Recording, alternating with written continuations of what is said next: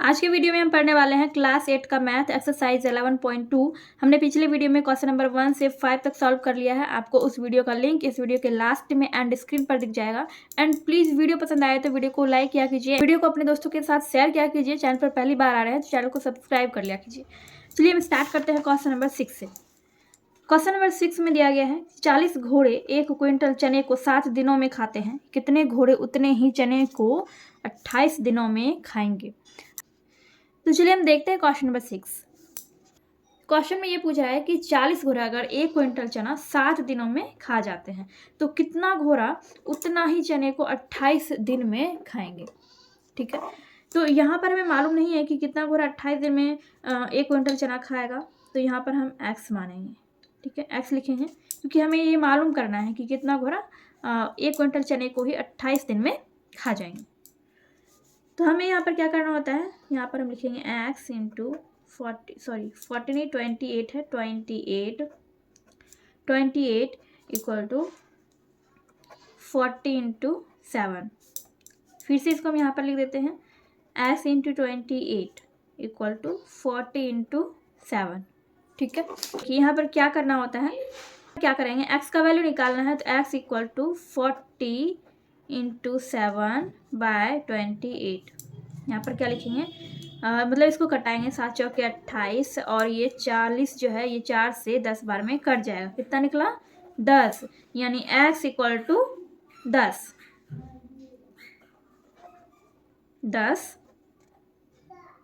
घोड़े, 10 घोड़े। ये हो गया आपका आंसर। ठीक है, ये आपका आंसर हो गया। यहाँ पर क्या पूछ रहा था कि अगर 40 घोड़ा 1 क्विंटल चना 7 दिन में खाता है तो कितना घोड़ा उतना ही चने को 28 दिन में खाएगा। देखिए यहाँ पर घोड़ा कितना है, 40 है, तो इसलिए 1 क्विंटल चना 40 घोड़ा 7 दिन में खा लेता है। तो दिन अगर 28 लग रहा है, मतलब अगर दिन ज़्यादा लग रहा है तो घोड़ा क्या होगा, कम होगा। कम घोड़ा होगा तभी 1 क्विंटल चने को खाने में घोड़े को ज़्यादा दिन लगेगा। ठीक है, तो 40 घोड़ा जब 7 दिन में 1 क्विंटल चना खाता है तो 10 घोड़ा 1 क्विंटल चना 28 दिन में खाएगा। ठीक है, तो क्वेश्चन नंबर 6 का आंसर 10 है। चलिए क्वेश्चन नंबर 7 में यहाँ पर दिया गया है एक छात्रावास में 300 छात्रों के लिए 15 दिनों की राशन सामग्री है। यदि अवकाश के कारण 200 छात्र बाहर चले जाएं तो वह सामग्री कितने दिनों तक चलेगी। ठीक है, इसमें थोड़ा सा कंफ्यूजन आपको आ रहा होगा, लेकिन ये बहुत ही आसान सा क्वेश्चन है। चलिए हम देखते हैं क्वेश्चन नंबर 7। तो यहाँ पर हम क्या करेंगे, पहले लिख देंगे छात्र, उसके बाद क्या लिखेंगे, उसके बाद लिखेंगे दिन। देखिए 300 छात्र है, 300 छात्रों के लिए 15 दिनों की राशन सामग्री है। ठीक है, एक हॉस्टल में 300 छात्रों के लिए 15 दिनों की राशन सामग्री है। ठीक है, और यहाँ पर क्या कह रहे हैं कि यदि अवकाश के दिनों में, अवकाश यानी कि जो छुट्टी का दिन होता है, छुट्टी के दिनों में 200 छात्र बाहर चले जाए तो वो सामग्री जो है, जो कि 15 दिनों की सामग्री है, वो कितने दिन तक चलेगा। देखिए 300 छात्र रहता था तो वो सामग्री, राशन सामग्री जो है वो 15 दिन चलता था, लेकिन इसमें से 300 में से 200 छात्र बाहर चले जाते हैं तो कितने छात्र बचे, 100 छात्र बचे। तो 100 छात्र जो है, 100 छात्र हैं। ठीक है, तो अब राशन सामग्री कितने दिन तक चलेगा ये हमें मालूम नहीं है, तो यहाँ पे हमने x लिख दिया। ठीक है, इसी को हम सॉल्व करेंगे। यहाँ पर हम लिखेंगे x equal to x into 100, x into 100 equal to 300 into 15।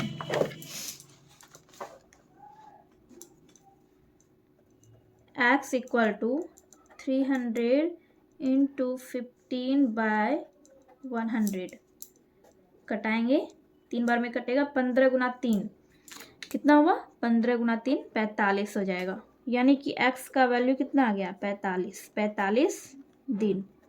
ये हो गया आंसर। इसी हॉस्टल में 300 छात्र के लिए 15 दिनों का राशन सामग्री था और छुट्टी के दिनों में 200 छात्र बाहर चले गए तो 100 छात्र बचे। तो 100 छात्र के लिए वो राशन सामग्री जो कि पहले 15 दिन चलता था, अब कितने दिन चलेगा, अब 45 दिन चलेगा। ठीक है, तो ये हो गया आपका क्वेश्चन नंबर 7 का आंसर। चलिए देखते हैं क्वेश्चन नंबर 8। क्वेश्चन नंबर 8 में कह रहा है कि एक छावनी में 700 सैनिकों के लिए 25 दिनों की पर्याप्त खाद्य सामग्री है। किंतु कुछ और सैनिकों के आ जाने के कारण वह खाद्य सामग्री केवल 20 दिनों में समाप्त हो जाती है। बताइए कि बाद में छावनी में और कितने सैनिक आए। हमने यहाँ पर लिख लिया है 700 सैनिक हैं और खाद्य सामग्री 25 दिन चल रहा है। तो यहाँ पर आपको ये बताना है कि कुछ और सैनिक आ जाते हैं बाद में, तो वो खाद्य सामग्री से 20 दिन चलता है। तो आपको ये बताना है कि कितने और सैनिक आ गए, मतलब बाद में कितने सैनिक आए जिससे कि राशन सामग्री सिर्फ 20 दिन ही चली। तो हमें सैनिकों की संख्या निकालनी है। तो यहाँ पर हम x लिखेंगे और यहाँ पर हम लिखेंगे x into 20 equal to 700 into 25। हमें क्या करना होता है, गुना कर देना होता है इन दोनों को, फिर इन दोनों को। अब x का वैल्यू निकाल लेंगे 700 इंटू 25 बाय 20। ये 0 और 0 कट गया, फिर ये भी कट जाएगा। तो अब इन दोनों को हम गुना कर देंगे 35 गुना 25। तो इन दोनों को गुना करने पे कितना हो जाएगा, दोनों को गुना करने पर हो जाएगा 875। ठीक है, लेकिन 875 आपका आंसर नहीं होगा। यहाँ पर क्या पूछ रहा है, क्वेश्चन में पूछ रहा है कि 700 सैनिकों के लिए 25 दिनों की पर्याप्त खाद्य सामग्री है, किंतु कुछ और सैनिकों के आ जाने के कारण वह खाद्य सामग्री केवल 20 दिनों में समाप्त हो जाती है। तो बताइए कि बाद में छावनी में और कितने सैनिक आए। तो यहाँ पर जो हमारा ये आंसर निकला है 875, ये कुल सैनिक हैं। ठीक है, यहाँ पर हमें ये बताना है कि बाद में कितने सैनिक आए जिससे कि वो खाद्य सामग्री सिर्फ 20 दिन ही चली। तो हम क्या करेंगे, 875 में से 700 को हम माइनस कर देंगे, कितना बच जाएगा, आपको बच जाएगा 175। ये हो गया आपका आंसर। 700 सैनिक उस छावनी में पहले से ही थे, 175 सैनिक बाद में आए जिससे कि वो खाद्य सामग्री जो है सिर्फ 20 दिन ही चला। तो हमें यही चीज़ बताना था कि उस छावनी में बाद में कितने सैनिक आए। तो 175 आपका आंसर हो जाएगा। क्वेश्चन नंबर 9 में कह रहा है कि एक व्यक्ति प्रतिदिन किसी पुस्तक के 8 पृष्ठों को पढ़कर उसे 15 दिनों में पूरा पढ़ लेता है। यदि वह प्रतिदिन 12 पृष्ठ पढ़े तो पूरे पुस्तक को वह कितने दिनों में पढ़ लेगा। हमने लिख दिया पृष्ठ, पृष्ठ कितना है 8 और वो पढ़ता कितने दिनों में है, 15 दिनों में। अगर वो 12 पृष्ठ डेली पढ़ेगा तो वो पुस्तक जो है वो कितने दिनों में पढ़ लेगा। तो यहाँ पर हम x लिखेंगे क्योंकि हमें मालूम करना है कि उसे 12 पृष्ठ अगर वो पढ़ेगा प्रतिदिन तो उसे पूरे पुस्तक को पढ़ने में कितने दिनों का टाइम लगेगा। तो हम यहाँ पर लिखेंगे x into 12 equal to 8 into 15। ठीक है, x equal to 8 into 15, 8 into 15 by 12। इसको कटाएंगे, 2 छक्के 12 और 2 चौके 8, 2 तिया 6, 2 दूनी 4 और 3 पचे 15। तो यहाँ पर हो जाएगा 5 गुना 2 10 हो जाएगा 10 दिन। ये हो जाएगा आपका क्वेश्चन नंबर 9 का आंसर। तो अगर वो डेली 12 पृष्ठ पढ़ेगा तो उसको सिर्फ 10 दिन लगेगा पूरे पुस्तक को पढ़ने में। तो ये हो गया क्वेश्चन नंबर 9 का आंसर। क्वेश्चन नंबर 10 में है, एक सैनिक शिविर में 105 सैनिकों के लिए 21 दिनों की रसद सामग्री है। यदि शिविर में 42 सैनिक और शामिल हो जाए तो रसद सामग्री कितने दिनों में समाप्त हो जाएगी। सैनिक कितने हैं, 105 सैनिक हैं और रसद सामग्री 21 दिनों के लिए है। ठीक है, यहाँ पर क्या कह रहे हैं कि यदि शिविर में 42 सैनिक और शामिल हो जाए तो हम क्या करेंगे, 105 में 42 को ऐड कर देंगे, 5 और ये 2 7 4 47, 147 हो गया। तो 147 सैनिक अब हो गया। तो अब वो जो रसद सामग्री है वो अब कितने दिनों में समाप्त होगी ये हमें बताना है। तो हमें यहाँ पर क्या करना है, x इंटू 145, इसको फिर से लिखना पड़ेगा,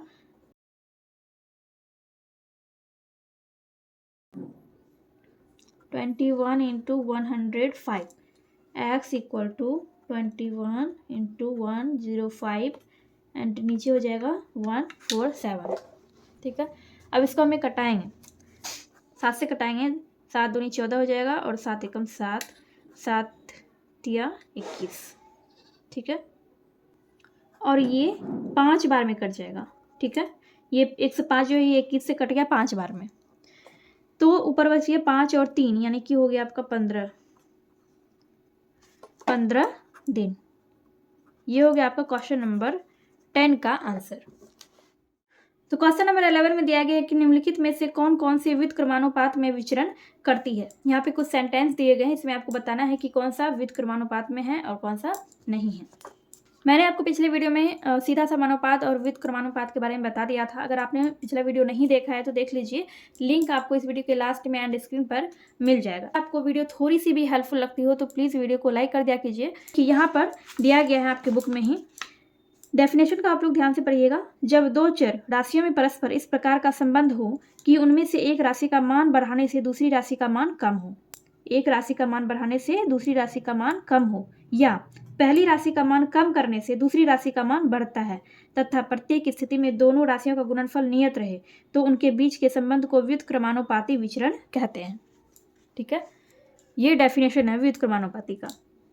जब एक राशि का मान बढ़ता है तो दूसरी राशि का मान कम होता है, या फिर जब पहली राशि का मान बढ़ता है तो दूसरी राशि का मान कम होता है। और सीधा समानुपात में क्या होता है, अगर एक राशि का मान बढ़ रहा है तो दूसरी राशि का भी मान बढ़ेगा। ठीक है, या फिर अगर दूसरी राशि का मान बढ़ रहा है तो पहली राशि का भी मान बढ़ेगा। ठीक है, ऐसा होता है सीधा समानुपात में। लेकिन व्युत्क्रमानुपात में क्या होता है कि अगर एक राशि का मान बढ़ता है तो दूसरी राशि का मान कम होता है, या फिर पहली राशि का मान अगर कम होता है तो दूसरी राशि का मान बढ़ता है। ठीक है, तो यहाँ पर जो सेंटेंस दिए गए इसमें हमें वही बताना है कि इसमें कौन कौन सा सेंटेंस जो वो व्युत्क्रमानुपात में है।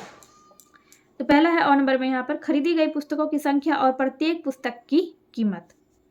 यहाँ पर हम इसको समझते हैं। और नंबर में क्या दिया गया है, खरीदी गई पुस्तकों की संख्या और प्रत्येक पुस्तक की कीमत। जैसे कि मान लीजिए हमने एक पुस्तक को खरीदा 10 रुपया में। ठीक है, तो दो पुस्तक हम खरीदेंगे कितने में, 20 रुपये में। 3 पुस्तक कितने में खरीदेंगे, 30 रुपये में। 10 पुस्तक 100 रुपये में। ठीक है, यानी यहाँ पर क्या हो रहा है, अगर एक राशि का मान बढ़ रहा है तो दूसरी राशि का भी मान बढ़ रहा है। ठीक है, एक राशि का मान बढ़ रहा है, दूसरी राशि का भी मान बढ़ रहा है। यानी ये क्या है, ये व्युत्क्रमानुपात में नहीं है, ये व्युत्क्रमानुपात में नहीं है। ये कौन सा है, ये सीधा समानुपात में है। तो इसमें क्या हो जाएगा, क्रॉस का चिन्ह लगेगा जो कि पहले से यहाँ पर लगा हुआ है, ये गलत हो जाएगा, ये व्युत्क्रमानुपात में नहीं है। दूसरा है बस द्वारा तय की गई दूरी और खपत पेट्रोल की कीमत। मान लीजिए कि कोई बस है, वो 20 किलोमीटर की दूरी तय करने में 2 लीटर पेट्रोल खत्म कर देता है। 40 किलोमीटर की दूरी तय कर रही है तो 4 लीटर पेट्रोल खत्म करेगा। ठीक है, तो यहाँ पर क्या हो रहा है कि अगर एक राशि बढ़ रहा है तो दूसरी राशि भी बढ़ रही है, फिर अगर एक राशि बढ़ रहा है तो दूसरी राशि भी बढ़ रही है। तो ये भी व्युत्क्रमानुपात में नहीं है। ये कौन सा है, ये सीधा समानुपात में है। तो यहाँ पर भी ये सेंटेंस भी क्या हो जाएगा, ये सेंटेंस भी हो जाएगा गलत, यानी कि ये भी व्युत्क्रमानुपात में ये नहीं है। तीसरा है साइकिल द्वारा किसी निश्चित दूरी को पार करने में लगा समय और उसकी चाल। देखिए कोई आदमी है जो कि 20 किलोमीटर प्रति घंटा की स्पीड से चल रहा है। ठीक है, और उसको किसी निश्चित दूरी तक पहुंचना है तो उसको कितना समय लग रहा है, उसको मान लीजिए कि 1 घंटा लग रहा है। ठीक है, अगर वहीं पे अगर वो अपनी स्पीड बढ़ा देगा, 40 कर देगा या फिर 80 कर देगा, अपनी स्पीड बढ़ा देगा तो उसको कितना लगेगा, 1/2, यानी कि आधा घंटा ही लगेगा। और फिर से स्पीड बढ़ा देगा तो वो उसको आधे घंटे से भी कम का समय लगेगा। लेकिन यहाँ पर क्या हो रहा है कि अगर हम स्पीड बढ़ा रहे हैं तो समय हमें कम लग रहा है, स्पीड बढ़ा रहे हैं तो समय कम लग रहा है। यहाँ पर क्या हो रहा है, एक राशि का मान बढ़ रहा है तो दूसरी राशि का मान घट रहा है, मान बढ़ रहा है एक राशि का तो दूसरी राशि का मान घट रहा है। तो ये क्या है, ये व्युत्क्रमानुपात में है। तो यहाँ पर ये हो जाएगा सही। नेक्स्ट है एक पुल बनाने में लगाए गए मजदूरों की संख्या और पुल बनने में लगने वाला समय। देखिए जैसे कि 20 मजदूर हैं, 20 मजदूर एक पुल को बनाता है 2 दिन में। ठीक है, 20 मजदूर एक पुल को 2 दिन में बनाता है। तो अगर 40 मजदूर रहेगा तो उस पुल को कितने दिन में बनाएगा, 1 दिन में बना देगा। ठीक है, यानी कि क्या हो रहा है कि अगर एक राशि बढ़ रहा है तो दूसरी राशि का मान घट रहा है, एक राशि का मान बढ़ रहा है तो दूसरी राशि का मान घट रहा है। तो ये क्या है, ये भी व्युत्क्रमानुपात में है। तो यहाँ पर हम सही का निशान लगा देंगे। छात्रों की संख्या और प्रति छात्र वितरित मिठाई का वजन। 40 किलोग्राम मिठाई बांटनी है। अगर मान लीजिए कि छात्रों की संख्या 40 होगी तो सभी छात्र को कितना मिठाई जाएगा, 1-1 किलो। ठीक है, अगर 40 छात्र होगा, 40 छात्र होगा तो सब छात्रों को 1-1 किलो का मिठाई जाएगा, क्योंकि कुल मिठाई कितना है 40 किलो है, ठीक है। तो सब छात्र को 1-1 किलो मिल जाएगा। अगर हम छात्र की संख्या बढ़ा देते हैं, 80 कर देते हैं, तो सभी छात्रों को कितना मिठाई मिलेगा, आधा किलो मिलेगा, ठीक है। तो यहाँ पर भी क्या हो रहा है कि अगर एक राशि बढ़ रही है तो दूसरी राशि घट रही है, एक राशि बढ़ रही है तो दूसरी राशि घट रही है, तो ये भी व्युत्क्रमानुपात क्रमानुपात में है। तो ये क्या है, व्युत्क्रमानुपात क्रमानुपात में है। दूसरा है मजदूरी और कार्य के घंटे। तो ये बिल्कुल वैसा ही है आपका, ये जो यहाँ पर दिया गया है क्वेश्चन नंबर 2, ये बिल्कुल वैसा ही है, आप लोग इससे समझ सकते हैं। जैसे कि यहाँ पर मजदूरों की संख्या अगर ज़्यादा कर दे तो कर रहा है उस काम को करने में कम समय लगेगा, वैसे ही अगर ज़्यादा मजदूर होगा तो काम करने में जो घंटे लगेंगे वो कम लगेगा। जैसे कि अगर 2 मजदूर है, किसी काम को अगर 1 घंटे में कर रहा है, तो अगर 4 मजदूर होगा तो उसी काम को वो आधे घंटे में कर लेगा, ठीक है। तो ये भी क्या है, ये व्युत्क्रमानुपात क्रमानुपात है। अगर एक राशि बढ़ रही है तो दूसरी राशि घट रही है, ये व्युत्क्रमानुपात में है। नेक्स्ट है वस्तुओं की संख्या और उनका कुल मूल्य। तो ये क्या है, ये सीधा समानुपात है, क्योंकि अगर कोई वस्तु हम खरीद रहे हैं, मान लीजिए कि हम एक कॉपी खरीद रहे हैं, एक कॉपी का कीमत है 10 रुपया, अगर 2 कॉपी खरीदेंगे तो 20 रुपये लगेगा, वैसे 3 कॉपी खरीदेंगे तो 30 रुपये लगेगा। तो यहाँ पर क्या हो रहा है कि अगर एक राशि बढ़ रही है तो दूसरी राशि भी बढ़ रही है, ठीक है। तो इसलिए ये क्या है, ये सीधा समानुपात में है, ये व्युत्क्रमानुपात नहीं है, ये व्युत्क्रमानुपात में विचरण नहीं करती है।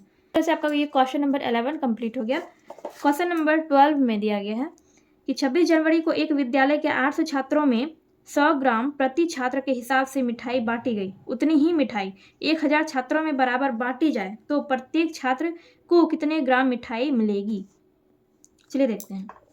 तो यहाँ पर हमने इसको लिख लिया है, छात्र कितना है 800 और बांटी गई मिठाई कितनी है, हर एक छात्र को 100-100 ग्राम मिठाई मिल रहा है, ठीक है।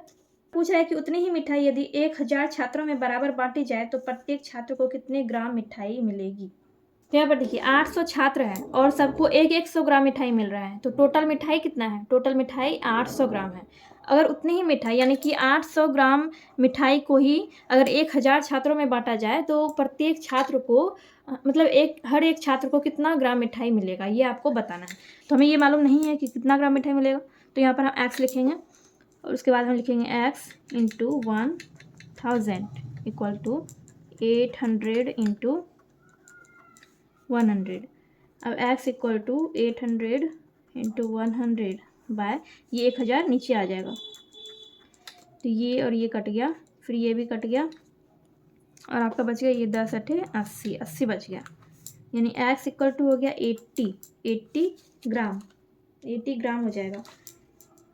यानी कि हर एक छात्र को कितना ग्राम मिठाई मिलेगा, अगर 800 ग्राम मिठाई को ही 1000 छात्रों में बांटा जाएगा तो हर एक छात्र को 80 ग्राम मिठाई मिलेगा। ये हो गया आपका क्वेश्चन नंबर 12 का आंसर।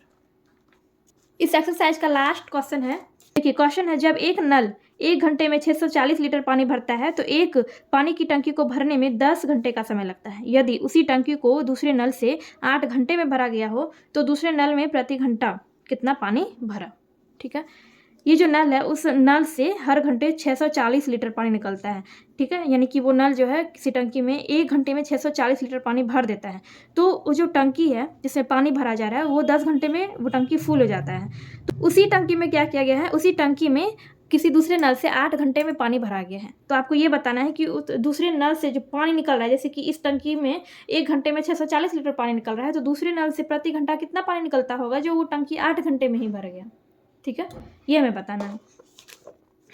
इसको भी हम वैसे ही बनाएंगे, यहाँ पर हम लिखेंगे x, जो कि हमें मालूम करना है कि हर घंटे उस टंकी से कितना पानी निकल रहा है। तो यहाँ पर हम लिखेंगे x इंटू 8 है, x into 8 equal to 10 into 640।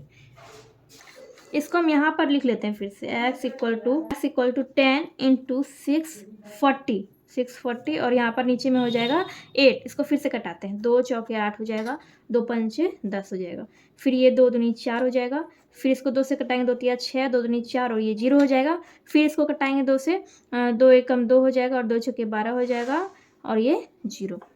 तो जब आप इन दोनों को गुना करेंगे 160 गुना 5, x बराबर 160 गुना 5 करेंगे तो आपका हो जाएगा 800 क्या हो जाएगा, 800 लीटर हो जाएगा, 800 लीटर। यानी कि दूसरा नल जो उस टंकी में पानी भर रहा है, उस नल से दूसरे नल से हर घंटे 800 लीटर पानी निकल रहा है, इसलिए वो टंकी जो है वो सिर्फ 8 घंटे में भर जाता है। ठीक है, तो यहाँ पर ये मिस्टेक हो गया, एक मिस्टेक यहाँ पर हुआ है, एक मिस्टेक यहाँ पर हुआ है और एक मिस्टेक यहाँ पर हो गया है, उसके लिए सॉरी। तो इस तरह से आपका ये क्वेश्चन जो है यहाँ पर कंप्लीट हो गया है। ठीक है, तो इसको आप लोग सही कर लीजिएगा। यहाँ पर मैंने क्वेश्चन बता दिया आपको। क्वेश्चन यहाँ पर क्वेश्चन नंबर 8 कंप्लीट हो गया है एंड आपका आंसर आया है 800 लीटर। ठीक है, तो इस तरह से आपका एक्सरसाइज 11.2 यहाँ पर कंप्लीट हो गया है एंड नेक्स्ट वीडियो में हम नेक्स्ट चैप्टर स्टार्ट करेंगे। एंड ये वीडियो अगर आपको थोड़ी सी भी हेल्पफुल लगी हो तो प्लीज़ वीडियो को लाइक कीजिए, बहुत मेहनत से हम आपके लिए वीडियो बनाते हैं, तो प्लीज़ वीडियो को लाइक कर दिया कीजिए एंड चैनल पर पहली बार आए हैं तो प्लीज़ सब्सक्राइब करके जाइएगा। चलिए मिलते हैं नेक्स्ट वीडियो में।